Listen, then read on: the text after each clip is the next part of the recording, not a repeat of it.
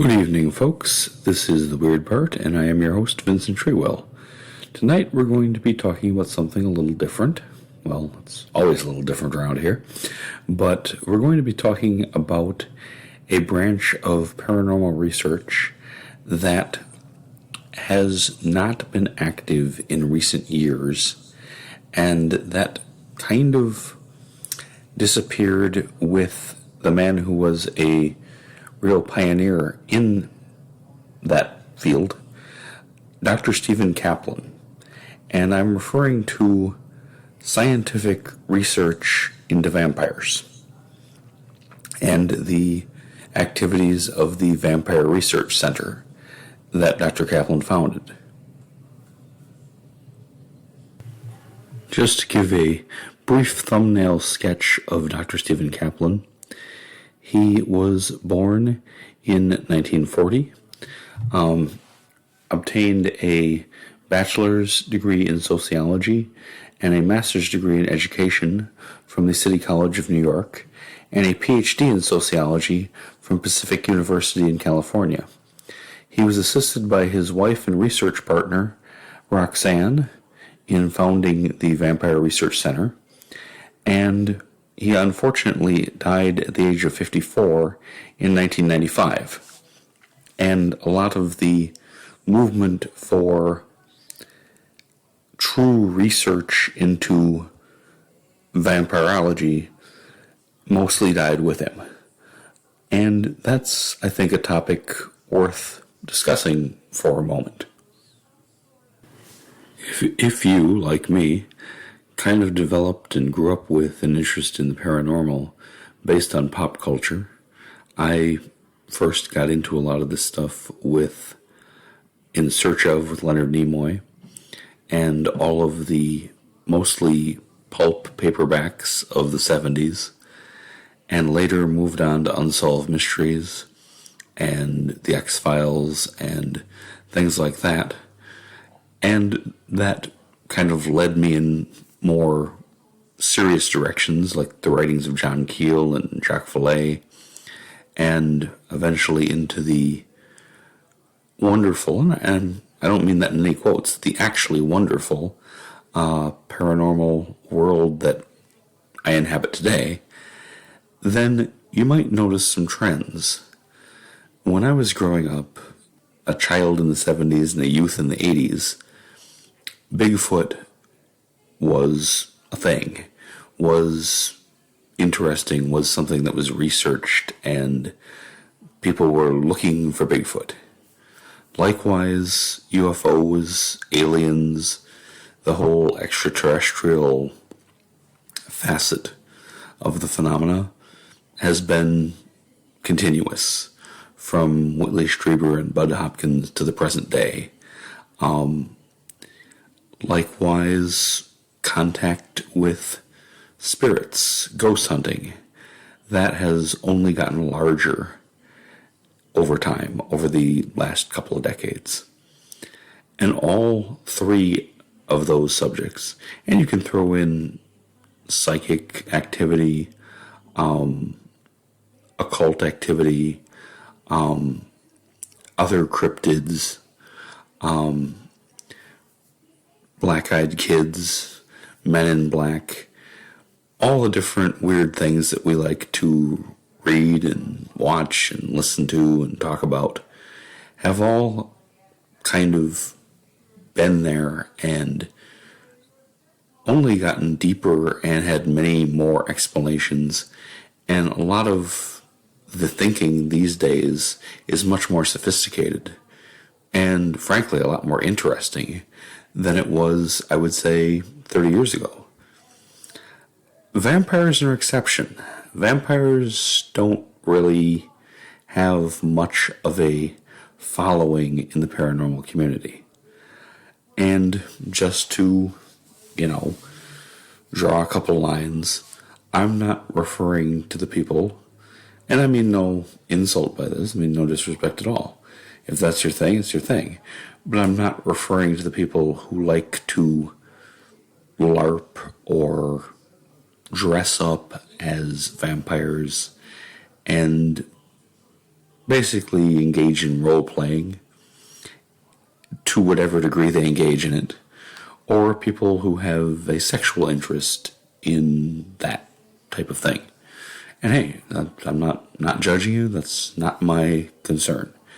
I'm talking about real investigation of the possibility of real vampires. And Dr. Kaplan was in a pretty small group of people that were interested in pursuing such a thing, and did write books on this, did do real research and real investigation, and interviewed many, many people, and lent a real credibility to a topic that without him has not grown and progressed and gotten more sophisticated the way so many other things have. And honestly, I think that's really unfortunate. I think his work, which I'll go on to detail to some extent as best I can, obviously I can't have him as a guest. Between him and John Keel would be the two late great guests that I can ever have. So I think his work was absolutely fascinating. And as I get into this a little bit further, and some of you may already know about this, somehow scientifically investigating vampires isn't the thing he's most famous for.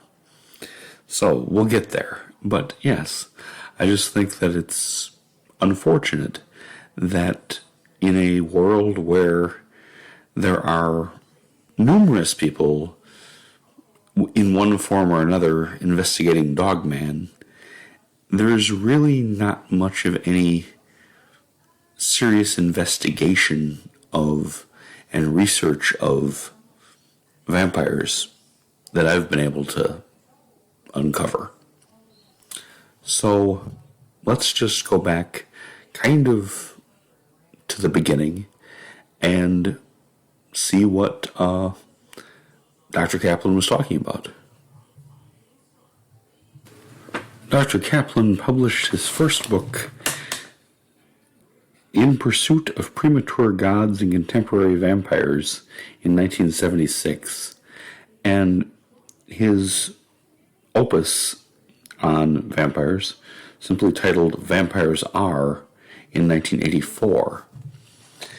During the surrounding time, he conducted what he described as a vampire census, trying to gather a measurement of how many actual vampires existed in America.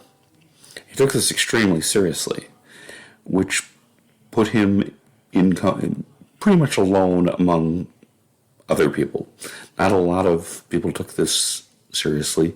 He was frequently interviewed by very mainstream media, but always kind of tongue-in-cheek, like, you're not really serious, are you? But he was quite serious. He had made it his life's work.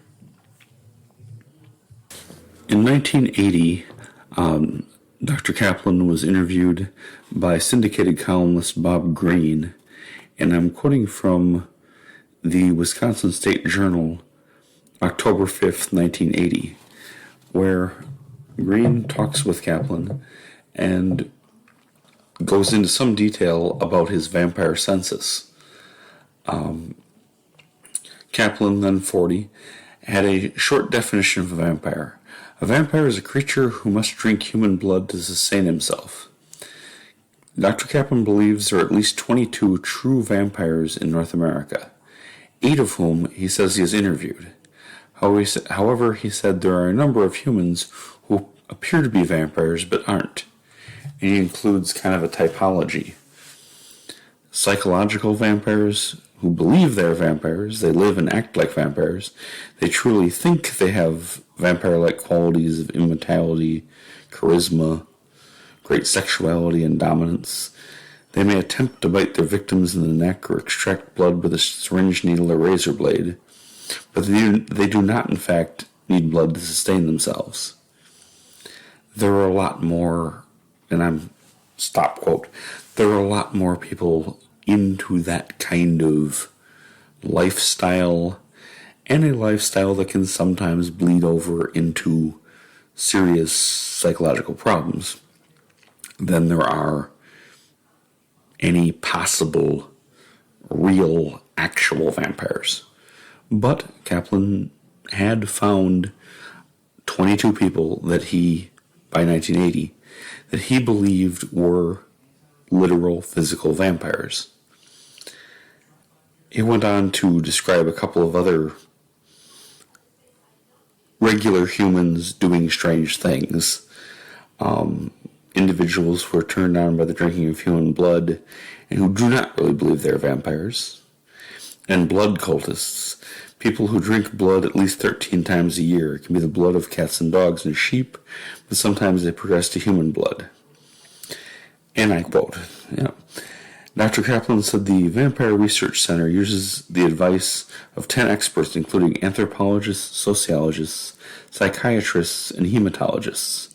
In conducting the census, they are looking for people who believe they have seen vampires, people who believe they have been attacked by vampires, people who believe they know vampires, people who believe they are vampires, and people who wish to become vampires, and people who wish to correspond with vampires. Once Dr. Kaplan has isolated a person he believes may be a vampire, he conducts a 116 question survey. To continue to quote from Dr. Kaplan's interview with Bob Greene, as opposed to popular notions created by motion pictures, Dr. Kaplan said, vampires do not live forever, do not disintegrate in daylight, and do not sleep in coffins. He said that he realizes many people are skeptical about the existence of vampires, but insists that vampires do exist. There are not great numbers of vampires, he said, but there are vampires, male and female, who need to drink human blood every day. Dr. Kaplan used to have a telephone number at which people could call the Vampire Research Center, but had to have it disconnected when too many pranksters began interfering with what he considers to be his serious work.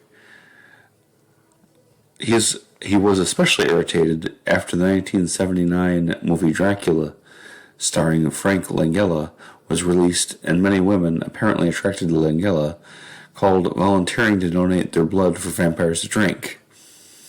I have drank human blood under laboratory conditions, Dr. Kaplan said.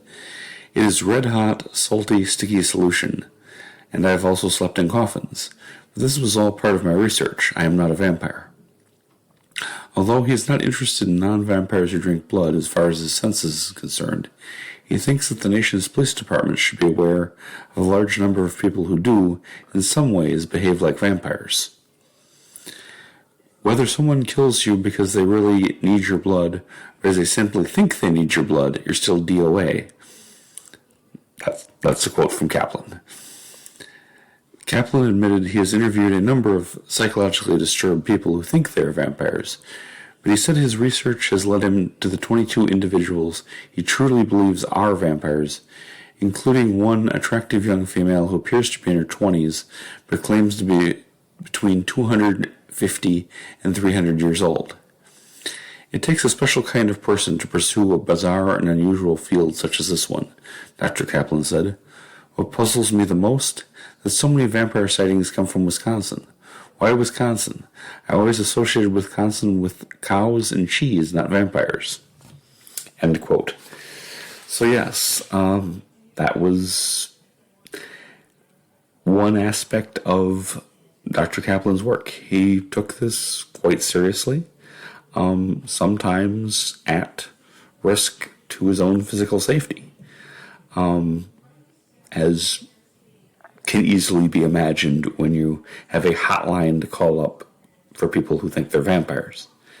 I am interested, fascinated by the idea that he found a couple dozen people that he thought really could be some sort of para-human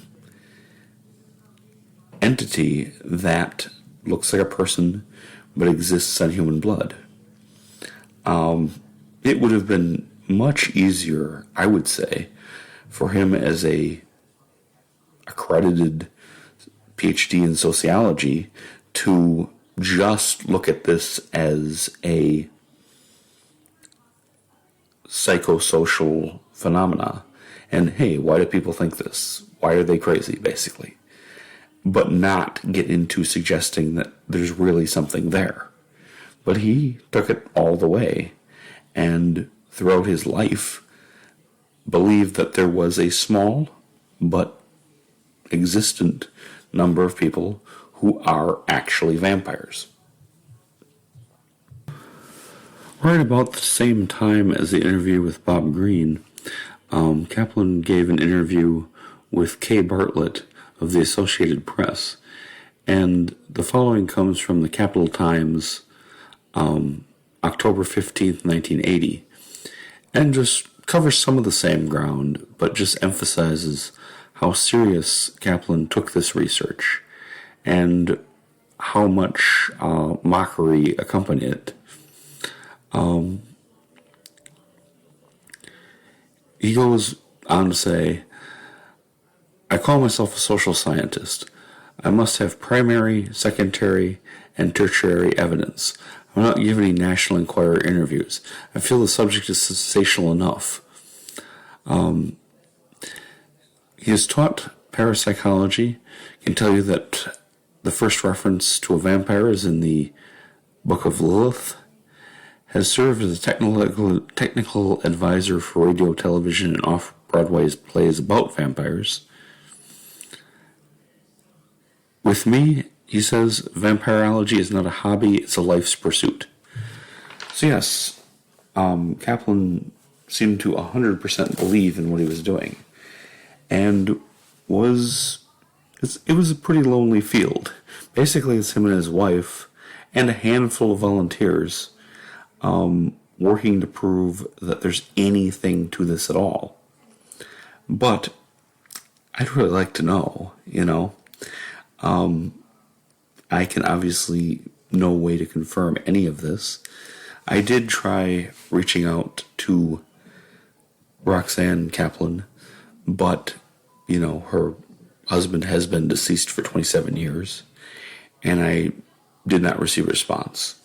I also reached out to some people on the internet who claim to have an interest in real vampirology, but it tends to be a rather insular world. So I'd just like to read one more excerpt from an interview with Dr. Kaplan. This from the Washington Post. On, predictably, Halloween 1986, the Washington Post published an interview by Don Oldenburg with Dr. Kaplan and discussed his ongoing research and asked him point blank, are there actually vampires? Real vampires, that is. The answer is yes, he replies. He is Stephen Kaplan, the world's foremost researcher of vampirology. And they go on to some of the information we've already discussed. For the last 16 years, he has been compiling the only vampire census ever to be taken. You are talking to a guy who has held up a cross and garlic to a vampire, says Kaplan, 46. Never mind, the ghoul could have cared less. Based on his research, Kaplan says garlic repulses vampires only if they eat it. Not so different from the rest of us. Except for the reason for their revulsion. By ingesting garlic, you change the chemical content of the blood, and he or she won't bite you, explains Kaplan. And the crucifix? Crosses have no effect. Vampires are non-denominational, non-sectarian creatures. He deadpans. Listen to Kaplan long enough, you might conclude the best defense is a bad punchline. Which, I'm stopping the quote now, kind of shows how this stuff frequently gets treated. But, you get the Halloween interview, but at least he got to put some of the information out there and, maybe draw some serious interest. He has founded the research center in Queens because he wanted to interview vampires who roughly spoke English. In his own words, when conducting interviews, he warned his subjects that I never give blood, not even at the office. But is he a serious researcher or a mad hoaxer? Kaplan's voice turns spine-chillingly sober. I'm totally serious about this, he says apologetically. It's just that you go out into the field and investigate vampires, you must keep your sense of humor. Because you meet a lot of very strange people. Schizoids, psychopaths, vampiroids. How'd you like that lineup knocking on your door? And at some point, again, not quoting here, but at some point, Kaplan did have to change the location of the research center because so many disturbed people were showing up at all hours of the day and night, and they had to go to a much more secluded location. 6 years ago forced him, and I'm picking up the quote again, the most frightening of which 6 years ago forced him and his wife Roxanne to move, hide their address behind a P.O. box, and change their phone number. But Kaplan, who makes no pretensions of any blood ties with vampires himself, plays down the psycho element of his research. He believes it distracts from the serious scientific evidence he claims to have compiled. The numbers that he has come up with from his vampire census, Kaplan indicates that 150 to 200 actual vampires live in the United States and Canada today, and about 500 worldwide. Vampiroids, people who think they are vampires and may exhibit some characteristics, total about 10,000 to 20,000 in North America and 100,000 worldwide.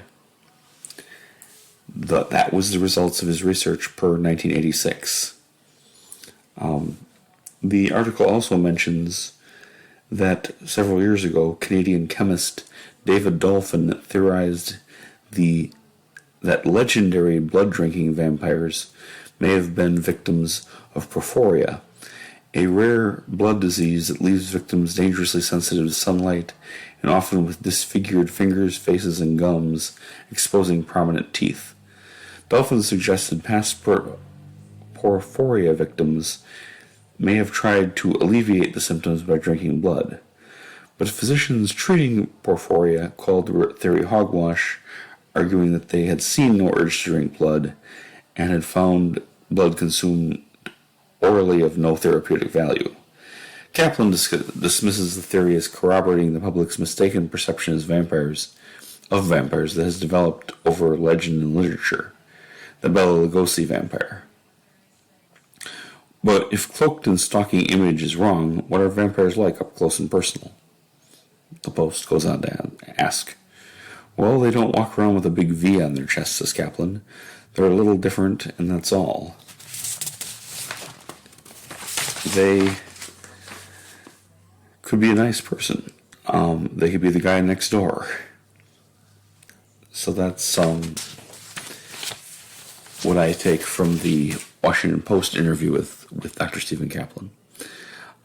He took vampirology very seriously, tried to apply the scientific method, tried to use academic means to document and really provide evidence.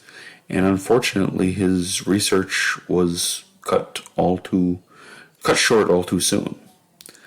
To change gears a little bit, quite a bit, it's fascinating to me that the major researcher into real-life vampires isn't most famous for that, but is in fact most famous for something completely different. And that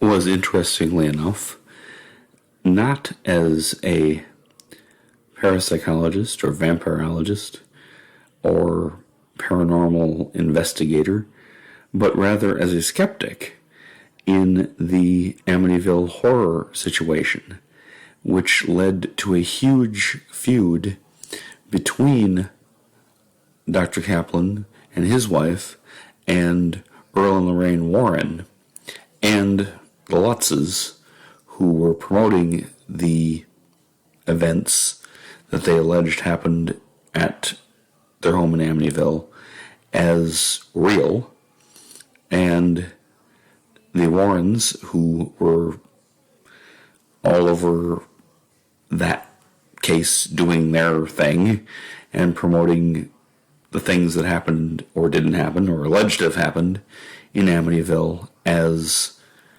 demons, demonic activity, and trying to put their usual traditional Catholic spin on it.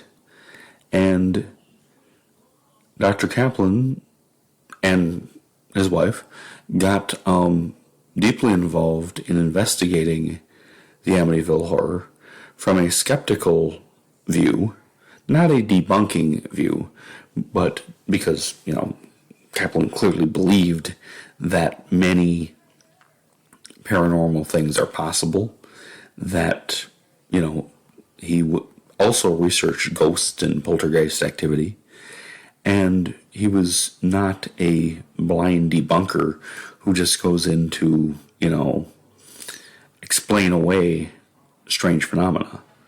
But he was also not buying into the Warrens train, and he frankly exposed the Lutzes as having hoaxed a lot of the stuff that happened there, and in fact was honored, ironically, by people who probably would not have done much to support his vampire research for exposing a fraud. And that, if you start looking up Stephen Kaplan, that's the first thing that comes up, was that he brought out a lot of inconsistencies and, cast a lot of doubt legitimately on the Amityville horror, which, to the best of my understanding, and I'm certainly willing to be corrected, but to the best of my understanding, has been admitted by the Lutzes as being, or at least some people in the Lutz family, let me divide that, as being a hoax, as being just a money-making venture when they were going through a hard financial time and had lost their house. And the Warrens, other people, particularly Adam Sane and Sir Stevenson from Conspiranormal, have really done the work on kind of exposing what the Warrens were about. I don't, want to really go into that in this episode because I'm here for the vampires, But that is the most famous case of Dr. Kaplan's career, was not finding something paranormal, but exposing a hoax that was not paranormal. So I find that fascinating. One other thing that came up in doing the research for this episode was that Dr. Kaplan was a professional school teacher. Being a vampire researcher probably doesn't pay the bills all that great. And so he was a school teacher. He taught in the Suffolk County School District on Long Island, New York, where, and I'm not saying there's anything more than coincidence here, the band Blue Oyster Cult was founded. I don't know whether Dr. Kaplan, as a teacher, interacted with any of the founding members of that musical group, which had a lot of material referencing vampires. But it certainly is an interesting note that people have looked into and seen that perhaps there was some connection. I'm not saying there was, but I'm certainly not denying it. It just comes up as a very odd coincidence that, and I don't claim to be any kind of Blue Oyster Cult expert, maybe Steven Snyder could tell me whether that's there's anything to this or not. But it was a small world where Dr. Kaplan's teaching as a school teacher, scientifically studying vampires, and some founding members of Blue Oyster Cult are writing music about vampires. So make of it what you will. One other thing that I found fascinating doing the research for this was that the very possible inspiration for the fictional character of Dracula came not from Vlad the Impaler, the king in Eastern Europe hundreds of years ago, but rather from Walt Whitman, the American poet, who was a very close friend of Bram Stoker, and who people have gone to great lengths to demonstrate has, in the book, not the later movies, but in the actual book written by Bram Stoker, has a lot of the qualities that Dracula is portrayed as having. That's a whole different rabbit hole that I'm not going to climb down tonight. But it's certainly worth somebody looking into. All of this I've found fascinating. I really wish that the field of scientific vampirology would have continued or will pick up at some point in the future and pick up where Dr. Kaplan left off and see if, are there a small number of people who live to great ages by subsisting on human blood? I know how that sounds, but I still think that there's room for study of that phenomena in the paranormal world, and that, frankly, I wish somebody would pick that torch up and run with it. It's probably not going to be me. It just, might not be a good fit. In any event, thank you for listening. This has been The Weird Part. I'm Vincent Trewell. Good night.